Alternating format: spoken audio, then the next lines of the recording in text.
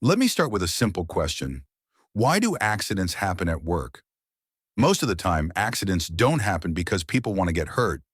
They happen because health and safety is ignored. So what exactly is health and safety? Health and safety means protecting people from getting injured, becoming ill, or losing their lives while doing their job. The main goal is very simple. Everyone should go to work and return home safely. Let's break it into two easy parts. Health is about protecting workers from illness. This includes exposure to chemicals, dust, noise, stress, poor ventilation, or long-term health problems caused by the job. Safety is about protecting workers from accidents and injuries. Things like falls from height, electric shocks, moving machinery, fires, slips, trips, and vehicle accidents. Health and safety is not only for construction sites or factories.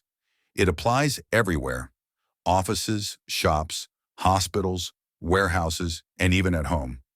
For example, if a floor is wet and no warning sign is placed, someone can slip and get injured.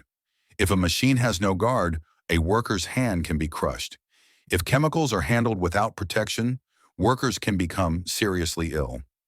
Health and safety works by identifying hazards, assessing risks, and putting control measures in place before accidents happen.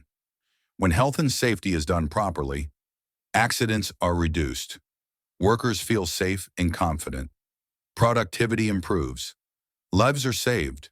In short, health and safety is not about paperwork or rules. It's about people.